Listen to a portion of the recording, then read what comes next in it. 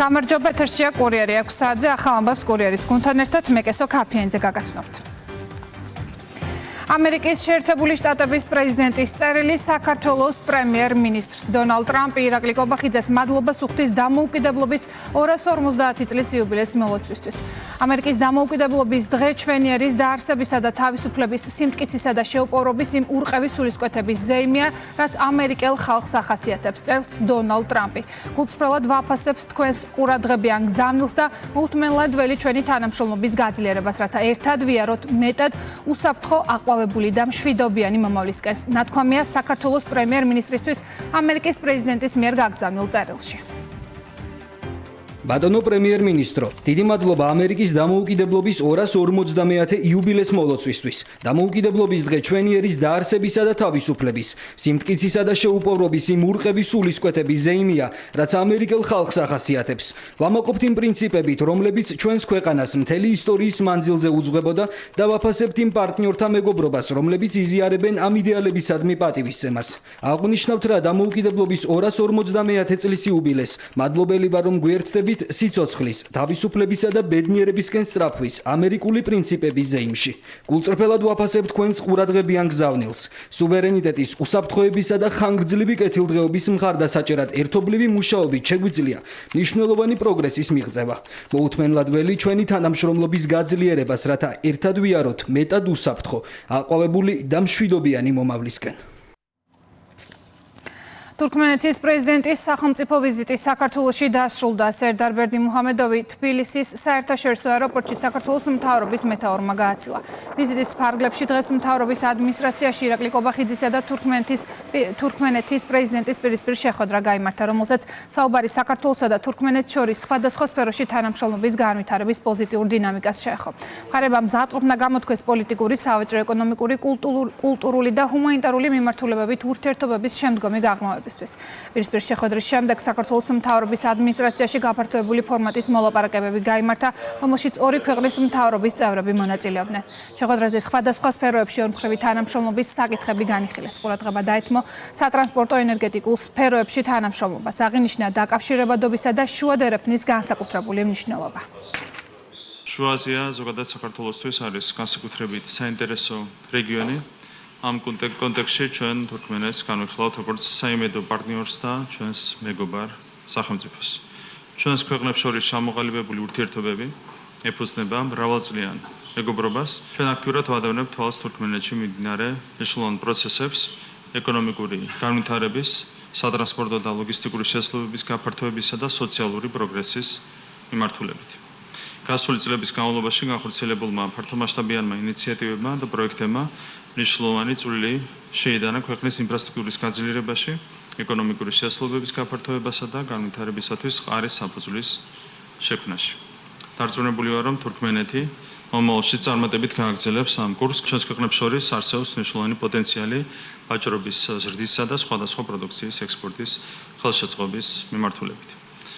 ასევე განვიხილეთ სატრანსპორტო და ლოგისტიკური კავშირების განვითარების პერსპექტივები, განსაკუთრებული ყურადღება დაეთმო შუა დერეფნის განვითარების მნიშვნელობას და მიმართულებით ძალისხმევის გაძლიერების აუცილებლობას, მათ შორის დამატებითი ტვირთების მოზიდვის კუთხით. ჩვენ ვისაუბრეთ ასევე ტურიზმის სფეროში არსებული შესაძლებლობების უკეთ ათვისებაზე, ტურისტული ნაკადების ზრდისა და ხალხთა შორისი კავშირების კიდევ უფრო გაძლიერების პერსპექტივებზე. საუბარი ასევე შეეხო კულტურისა და განათლების მიმართულებით პარტნიორობასაც. ჩვენ განვიხილეთ საერთაშორისო და მრავალმხრივი ფორმატების ფარგლებში თანამშრომლობის საკითხებით და გამოვთქვით მზადყოფნა მომავალშიც აქტიურად გავაგრძელოთ ურთიერთქმედება ამ მიმართულებით. სურს კიდევ ერთხელ გამოვხატო მადლიერება თურქმენეთის ხელისუფლების მიმართ საქართველოს სუვერენიტეტისა და ტერიტორიული მთლიანობის მხარდაჭერისთვის მის საერთაშორისო აღიარებულ საზღვრებში. მნიშვნელობას ვანიჭებთ ჩვენი თანამშრომლობის ყველა ასპექტს და დარწმუნებული ვარ, რომ ბატონი პრეზიდენტის ეს ვიზიტი განსაკუთრებულ წვლილს შეიტანს და ახალ იმპულსს მისცემს ჩვენი ორმხრივი ურთიერთობების განვითარებას. Gruzia nam formatleb. საქართველო თურქმენეთის მთავარი ეკონომიკური პარტნიორია. თურქმენეთი აფასებს საქართველოს კონსტრუქციულ პოზიციას საერთაშორისო დონეზე და აღნიშნავს, თუ რამდენად მნიშვნელოვანი წვლილი შეაქვს საქართველოს დადებითი განვითარების კუთხით. მინდა მადლობა გადავუხადო საქართველოს პრემიერ-მინისტრს. გვიხარია, რომ ფართოვდება საერთაშორისო ორგანიზაციებთან, განსაკუთრებით გაეროსთან თანამშრომლობის მექანიზმები. მნიშვნელოვანია ბიზნეს და ეკონომიკური ურთიერთობის გაძლიერება. სამხრეთ კავკასია კასპიის და კავკასიის ქვეყნებს შორის გამავალი მარშრუტის ერთ-ერთი ნაწილია და ამ კონტექსტში ერთობლივი სატრანსპორტო და ლოგისტიკური პორტფელი ძალიან იმედის მომცემ პროექტებს მოიცავს, როგორიც არის მაგალითად ლაპის ლაზული, ლაზურიტის დერეფანი, რომელშიც ასევე შედის ავღანეთი, აზერბაიჯანი, თურქეთი და კასპიისა და შავი ზღვის დერეფანი, რომელიც მოიცავს თურქმენეთს, აზერბაიჯანს, საქართველოს და რუმინეთს. ჩვენი ქვეყნები მონაწილეობენ ტრასეკას სატრანსპორტო დერეფანში და ჩვენ შევთანხმდით განვაგრძოთ მუშაობა ამ პროექტების ფარგლებში. მიმდინარეობს მოლაპარაკებები, რომელიც ეხება კასპიისა და შავი ზღვის საპორტო ინფრასტრუქტურის გამოყენებას ორმხრივი სარგებლის მისაღებად.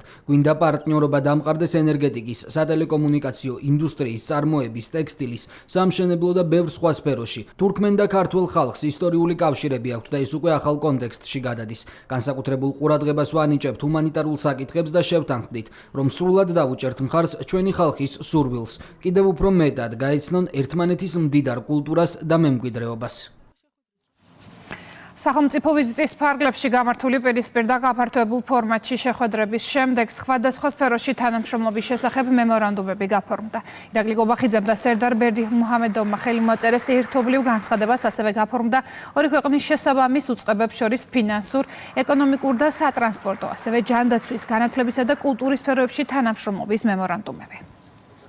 მართლაც განსაკუთრებულად მნიშვნელოვანია ჩვენს ეპოქაში თანამშრომლობა მეგობარ სახელმწიფოებთან, პარტნიორ სახელმწიფოებთან ჯანდაცვის სექტორში და ამ მიმართულებით. ეს გულისხმობს, რა თქმა უნდა, ყველა იმ შესაძლებლობის გაზიარებას, რომელიც უკავშირდება პირველ რიგში ცოდნას, გამოცდილებას, ეს არის განსაკუთრებულად მნიშვნელოვანი. იმავდროულად ეს შეიძლება გულისხმობდეს სხვადასხვა ტიპის ისეთი ერთობლივი პროექტების განხორციელებას, რომელიც უკავშირდება სამედიცინო განათლებას. ვფიქრობ, რომ ეს ძალიან კარგ, ძალიან საინტერესო შესაძლებლობებს აჩენს ჩვენი ქვეყნისთვისაც და ვფიქრობ, რომ ამ თვალსაზრისით მართლაც ღირსშესანიშნავი მოვლენაა ჩვენი სამინისტროსთვის. მინისტრის მოადგილეების დონეზე შეიქმნება სამუშაო ჯგუფები და იმუშავებენ როგორც განათლების, ასევე მეცნიერების და განსაკუთრებით ახალგაზრდობის სფეროში გაცვლით პროგრამებზე, ერთობლივი პროგრამების განხორციელებაზე და დაიგეგმა ჩემი ოფიციალური ვიზიტი თურქმენეთში სექტემბრის დასაწყისში, სადაც მინისტრების მონაწილეობით ჩატარდება პირველი სამუშაო შეხვედრა, სადაც უკვე განისაზღვრება კონკრეტული სამოქმედო გეგმა, რომლის განხორციელებაც მინისტრის მოადგილეებს დაევალებათ და შესაბამისად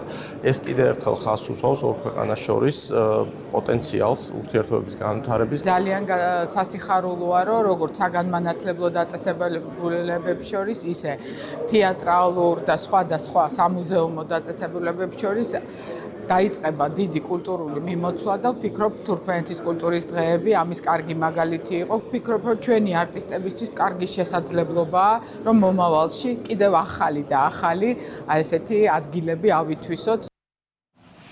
თანამშრომლობა შუა აზიის ქვეყნებთან საქართველოს დამოუკიდებლობის ხარისხის გაძლიერება და რეგიონში პოზიციების გამყარება. თბილისში თურქმენეთის პრეზიდენტის ვიზიტს ვიცე-პრემიერი მამუკა მდინარაძე აფასებს. სახელმწიფო მინისტრის განცხადებით, მნიშვნელოვანია საქართველოს ფუნქცია სავაჭრო, ეკონომიკური და სატრანზიტო მიმართულებებით. მამუკა მდინარაძის თქმით, საქართველო არის სატრანზიტო ქვეყანა, მას ეს ისტორიულ-გეოგრაფიული მისია ყოველთვის ექნება და ყველას მოუწევს ამის გათვალისწინება. 24-მდე სხვადასხვა დოკუმენტს, მნიშვნელოვან დოკუმენტებს, მემორანდუმებს მოეწერა ხელი და ჩვენთვის ძალიან მნიშვნელოვანია ყველა სფეროში თანამშრომლობა და განსაკუთრებით ეკონომიკური უსაფრთხოების უზრუნველყოფელი თანამშრომლობა, რომელიც გაგრძელდება და ვფიქრობთ, რომ ჩვენი ბოლოდროინდელი ალბათ თქვენთვის ყოველთვის შესამჩნევი ადვილად ურთიერთობა აზიის, განსაკუთრებით შუა აზიის ქვეყნებთან სწორედ ამას ემსახურება და ემსახურება საქართველოს ყველა მხრივ და შემთხვევით არ ვამბობ ამას დამოუკიდებლობის ხარისხის გაძლიერებას და პოზიციების გამყარებას რეგიონში. შუა დერეფანი, დაკავშირებადობა, სატრანზიტო დერეფანი ასევე ეს არის ის სიტყვები და ტერმინები, რომელიც ძალიან მოკლედ ასახავენ რეალობას, რომელიც საქართველოს გავლით სავაჭრო ეკონომიკურ სფეროში და სატრანზიტო უზრუნველყოფის სფეროში სხვადასხვა ეკონომიკურ საკითხებთან მიმართებით არის ძალიან მნიშვნელოვანი. მართალია მაგალითად წინა დღეებში EUTO საპარლამენტო ასამბლეას ეგონა რომ გეოგრაფიიდან საერთოდ უნდა გადაეშალათ საქართველო, მაგრამ საქართველო არის იქ, სადაც არის და მის გარეშე ამ სფეროში საუბარიც კი წარმოუდგენელია და საქართველო ყოველთვის შეასრულებს განსაკუთრებულ როლს და მისიას შუა ერეფნის ნებისმიერ საკითხში. გამოწვევა ყველა იმ დემოკრატიისთვის, რომელიც საკუთარი ინსტიტუტების სუვერენიტეტისა და თავისი ხალხის ნების დაცვის ერთგულია. ასე შეაფასა მსოფლიოში პოლიტიკური ტერორიზმის გააქტიურება საქართველოს ვიცე-პრემიერმა ვაშინგტონში გამართულ მინისტერიალზე. მაკაბოჭორიშვილი თემის განსახილველად 60-მდე ქვეყნის წარმომადგენელთან ერთად შეერთებული შტატების დედაქალაქში ამერიკის სახელმწიფო მდივნის ოფიციალური მიწვევით იმყოფება. სიტყვით გამოსვლის დროს საგარეო საქმეთა მინისტრმა სახელმწიფო მინისტრმა საკითხის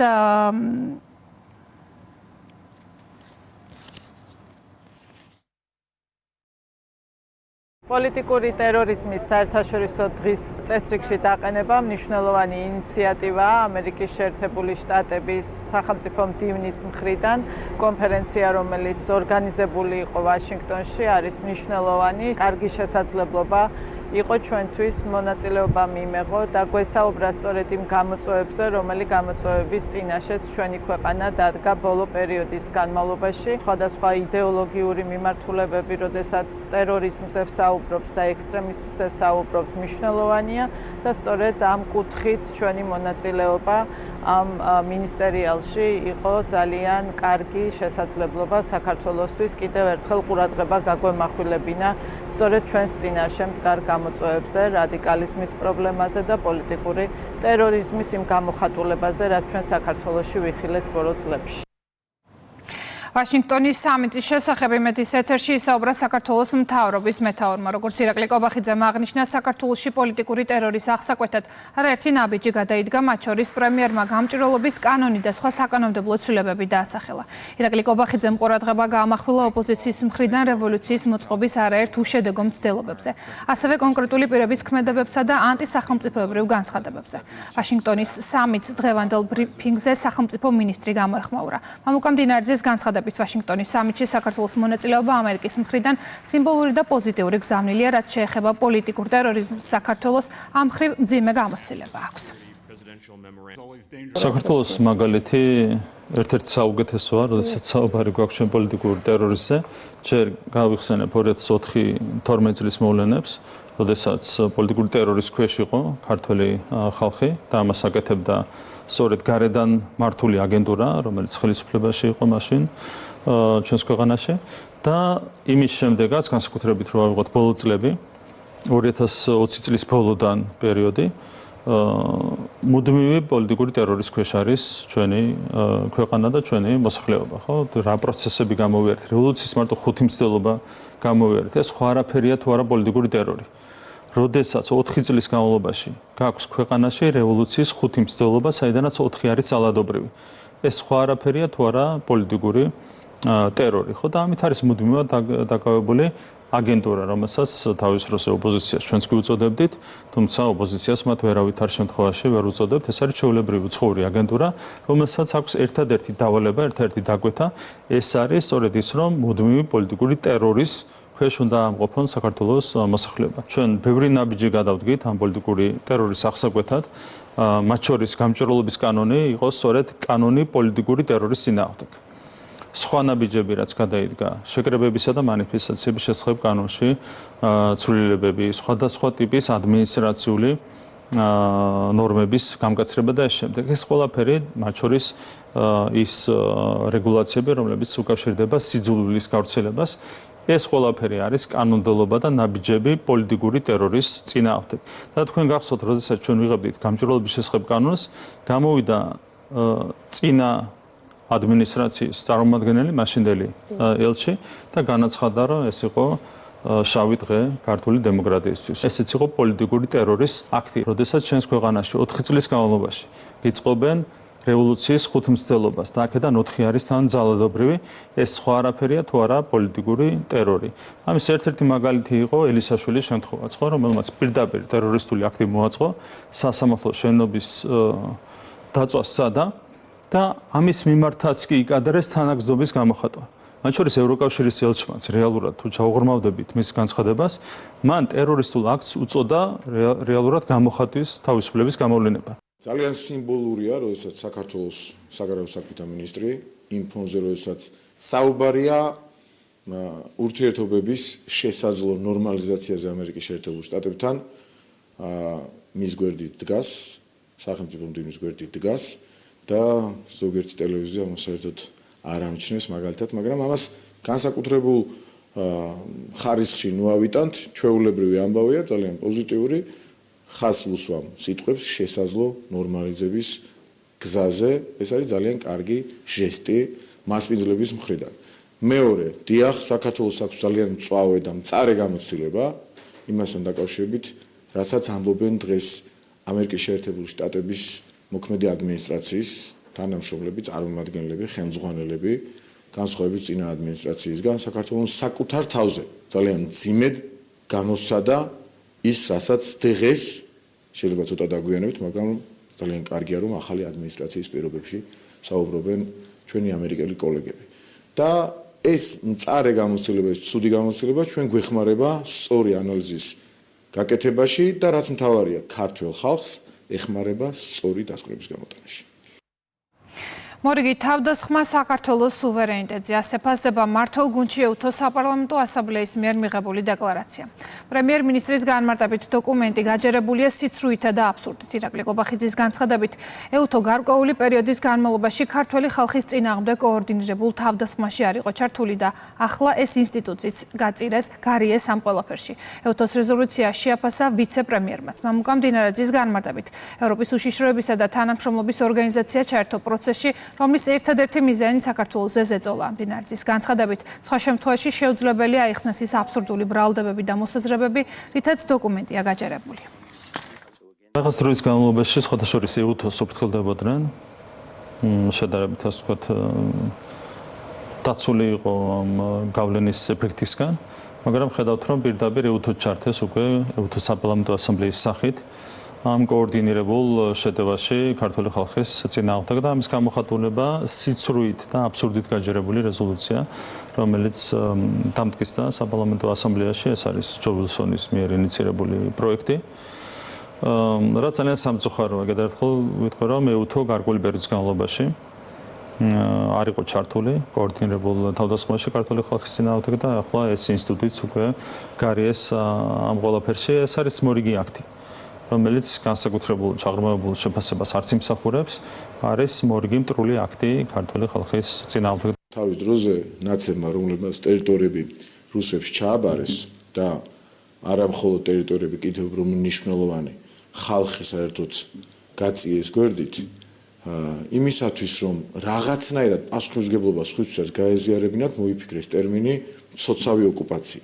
ანუ მათ რაც დაუკანონეს, ასე ვთქვათ, ბრჭყალებში დაუკანონეს, ანუ 2007 წლის გადაწყვეტილებით მიხეილ სააკაშვილმა რა ფარგლებშიც მოაქცია დროებითი, მისი თქმით, დროებითი ადმინისტრაციული ერთეული იმ ფარგლებში ბორდერიზაციას და ამის საფუძველზე ბორდერიზაციას, ამ მავნებლობას ოკუპანტის მხრიდან მათ პიარულად დაუპირისპირეს ტერმინი მცოცავი ოკუპაცია, რომ თავის დროზე მათი გათვლებით, პიარული გათვლებით, რა თქმა უნდა, პროპაგანდისტული გათვლებით შემოვარდნენ და მერე ცოცვა-ცოცვით მოიწევენ წინ არ და ბორდერიზაციის ფარგლებში მავნებლობაზე გვაქვს საუბარი, ხომ და ოკუპაციაზე. დღეს ნელ-ნელა აფართოებენ წრეს საქართველოზე ზეწოლის.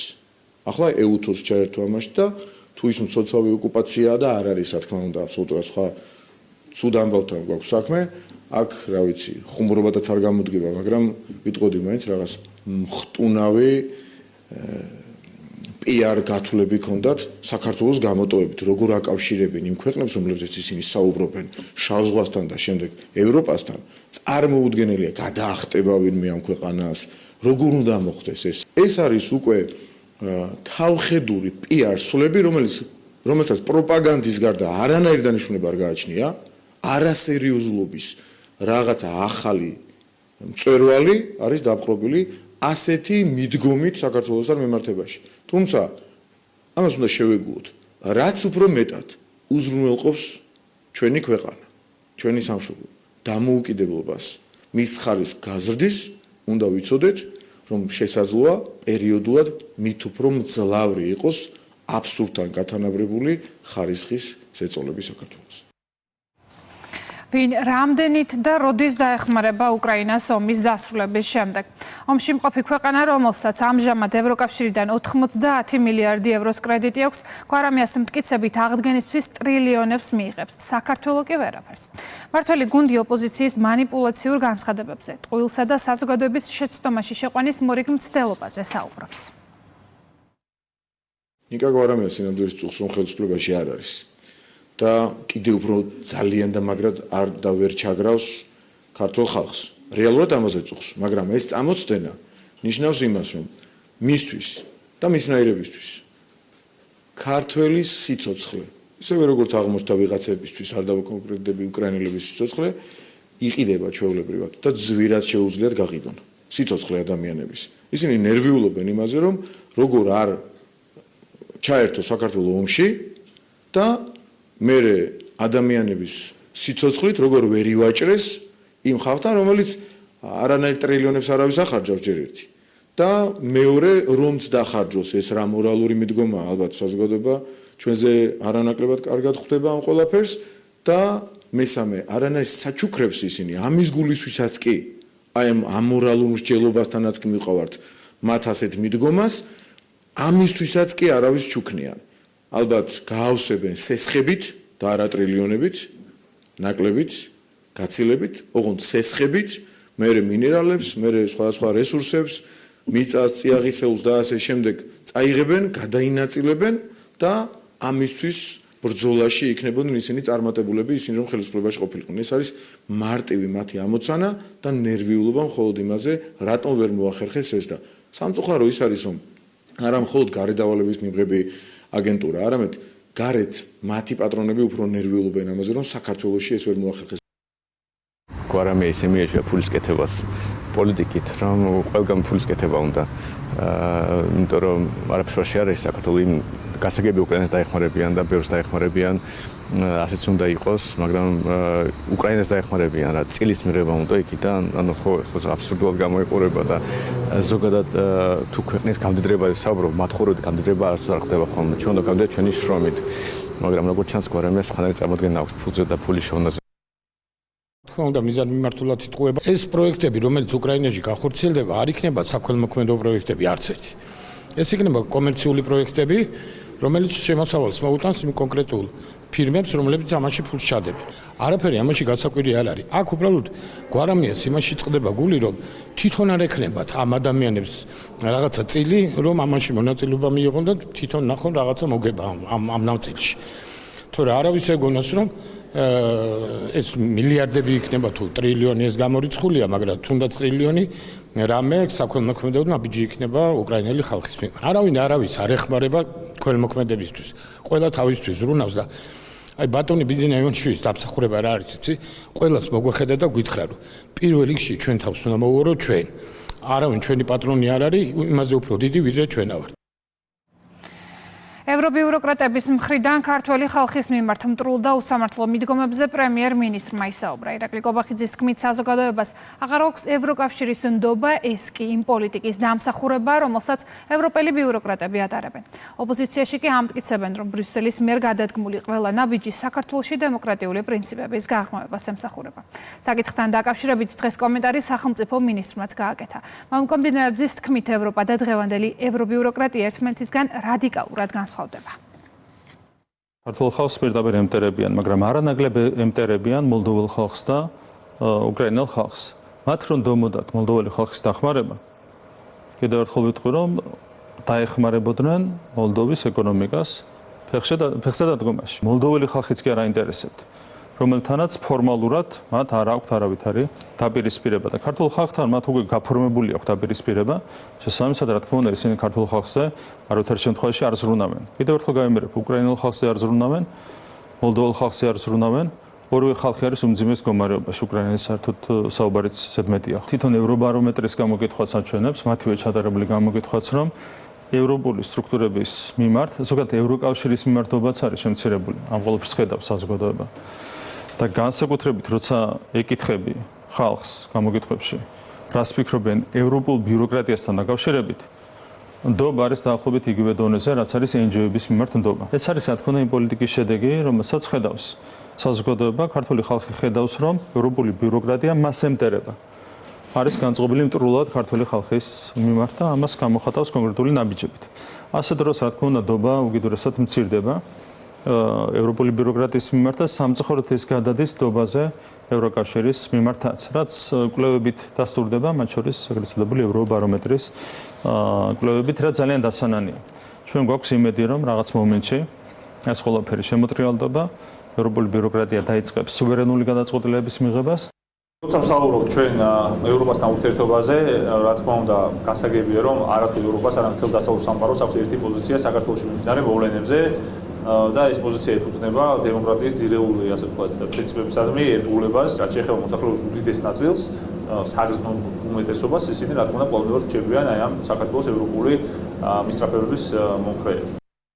ევროპა ყოველთვის იყო ქართველის გონებაში ღირსება, სიტყვის თავისუფლება, სამართლიანობა, ქრისტიანული ტრადიციული კულტურა და ევროპიუროკრატია აბსოლუტურად ამისგან განსხვავებულს გვაჩვენებს თავისი გადაწყვეტილებებით. და რაც უფრო დიდხანს იქნება ასეთი დამოკიდებულება ევროპიუროკრატების მხრიდან, მით უფრო მათ შორის სამწუხაროდ ამ ევროპის მიმართ პატივისცემასაც ყავლი გაზდის. ისევე როგორც მაგალითად საქართველოში რომ სააკაშვილის მმართველობა დიდი ხანი გაგრძელებული იყო, საქართველოს სინამდვილეში ვიღაცეების თქმით მხოლოდ იქნებოდა შუქურა დემოკრატიის და სინამდვილეში სასაკლაო ხდებოდა ნელ-ნელა ეს ვნახეთ. უდანაშაულო ადამიანების რა მნიშვნელობა აქ ადამიანი როგორია სულ რომ დამნაშავე იყოს. ამ ადამიანების სასაკლაო ხდებოდა და რაც უფრო დიდი ხანი იქნებოდა მათი მმართველობა, მით უფრო გამძაფრდებოდა და მძაფრდებოდა დღის ამბები, ხო? ვიღაცები ცდილობდნენ რომ ომთან მიმართებაში, სხვა გადაწყვეტილებებთან მიმართებაში სააკაშვილი, მისი რეჟიმი და საქართველო ერთმანეთთან გაეგივებინათ. დღესაც ვხედავთ ამას, მაგრამ ჩვენ უნდა ვიცოდეთ, რომ ევროპა და დღევანდელი ევრობიუროკრატია აბსოლუტურად აცდენილია ერთმანეთს. სიძულვილის ენის წინააღმდეგ სასამართლო პროცესები გრძელდება მთელი ქვეყნის მასშტაბით. სოციალურ ქსელებში შეურაცხყოფელი კომენტარების ავტორები დღეს ახსნა განმარტებისთვის თბილისის, ზესტაფონისა და ბათუმის სასამართლოებში დაიბარეს. განსახილულ საქმეებს შორისაა დეკანოზ ანდრია ჯაღმაიძის შეურაცხყოფის საქმე, რისთვისაც მოქალაქე თამას კვანტიძეს 1500 ლარიანი ჯარიმა დაეკისრა. ასევე სასამართლოს გადაეცა ცოტნე ივანიშვილის, შალვა ბაბუაშვილის, ვლადიმერ ბოჟაძის, მარიზი კობახიძისა და თამარ ჩერგოლეიშვილის შეურაცხყოფისა და სიძულვილის ენის გამოყენების საქმეები. სავარაუდო სამართალდაანღავის ამ ფაქტებზე სასამართლოები მომდევნო დღეებში მსჯელებენ. თამას კვანტიძემ შეურაცხყოფელი ფრაზა გაავრცელა სოციალურ ქსელში სასულიერო პირის მიმართ. საქართველოს სასამართლომ განიხილა აღნიშნული სამართალდაანღავის საქმე, პიროვნებამ აღიარა მის მიერ ჩადენილი სამართალდაანღავის ფაქტი, მოინანია და სასამართლოს ადგილები ცნობილი იქნა სამართალდაანღავად და განისაზღვრა ჯარიმა 1500 ლარის ოდენობით. ქვეყანაში ადამიანების შეურაცხყოფა, სიზღი და სიძულვილის ენა ვერ იქნება ნორმალიზებული. ამის შესახებ ვიცე-პრემიერმა მამუკა მდინარაძემ ისაუბრა. მან ხაზი გაუსვა იმ შედეგებს, რომელიც უკვე აქვს შინაგან საქმეთა სამინისტროში შექმნილ სიძულვილის ენის წინააღმდეგ ბრძოლის სამმართველოს. მამუკა მდინარაძის განცხადებით, ბოლო პერიოდში სამართლებრივი რეაგირების შედეგად სოციალურ ქსელებში სიძულვილისა და ზიზღის გამომხატველი პოსტები შემცირებულია. ნორმა ვერ იქნება დედის გინება და შეურაცხყოფა. ვერ იქნება გამოხატვის თავისუფლება, ვერ იქნება ადამიანის ღირსების შელახვა. შეიძლება დღეს იყოს მკაცრი სამართლებრივი პოლიტიკა და მკაცრი სამართლებრივი გადაწყვეტა ამ მიმართებით, მაგრამ ეს გრძელვადიან, საშუალოვადიან პერსპექტივაში უზრუნველყოფს იმას, რომ ნორმად ვერ იქცევა შეურაცხყოფა. ამიტომ ძალიან კარგია, რომ ამას უკვე შედეგები აქვს, შემცირებულია სიძულვილის, სიზღის გამომხატველი პოსტები სოციალურ ქსელებში, მიმართვები და ასე შემდეგ. და ამ შედეგზე თუ გავალთ, ეს არის უდაოდ და უალტერნატივო ძალიან კარგი გადაწყვეტა. რატომ გაიქცა გახარია ქვეყნიდან და არიდა პასუხისმგებლობას თავი? მოღალატე პარტია, რომელსაც ქვეყნის ომში ჩათრევა სურდა. ამ შეკითხვებით დახვდნენ გახარიას პარტიის წევრებს შუახევის მუნიციპალიტეტში. დაბა შუახევში ომის ვეტერანმა დიმიტრი სურმანიძემ ოპოზიციის წარმომადგენლებს კიდევ სხვა კონკრეტული შეკითხვებით დაუსვა, რაზეც პარტიის წევრებს პასუხი არ ჰქონდათ.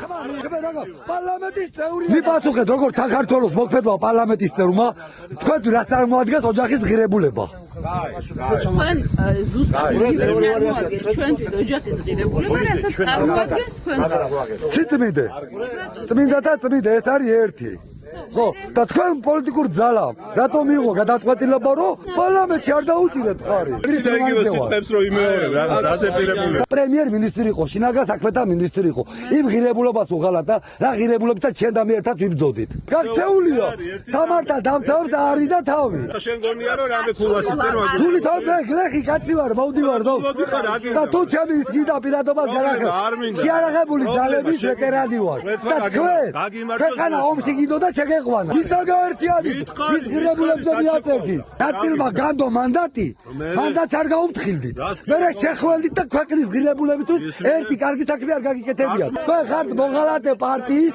წარმომადგენლები ამ პარტიას უფლება არ აქვს ამ მიწაზე იყოს თქვენი აკობნა სირცხვილია გიცნობთ ხალხი და სირცხვილია გარბი ხართ პასუხსაც ვერ ვცემ გარბი ხართ თქვენოდეთ საქართველოს ეკონომიკისა და მდგრადი განვითარების მინისტრი შანხაიში ხელოვნური ინტელექტის მსოფლიო კონფერენციასა და ხელოვნური ინტელექტის გლობალური მმართველობის საკითხებზე მაღალი დონის შეხვედრაში მონაწილეობს. ღონისძიება ჩინეთის სახალხო რესპუბლიკის პრეზიდენტმა სი ძინპინმა გახსნა და მონაწილეებს სიტყვით მიმართა. ხელოვნური ინტელექტის მსოფლიო კონფერენციის მთავარი თემაა პარტნიორობა ხელოვნური ინტელექტის სფეროში უკეთესი მომავლისთვის. დაგეგმილია მარიამ ქრუიშვილის სიტყვით გამოსვლა. კონფერენციაში 100-ზე მეტი სახელმწიფოს საერთაშორისო ორგანიზაციისა და კერძო სექტორის მაღალი რანგის წარმომადგენელი მონაწილეობს. საქართველოს პირველად მონაწილეობს ხელოვნური ინტელექტის მსოფლიო კონფერენციაში, რომელიც იმართება შანხაიში.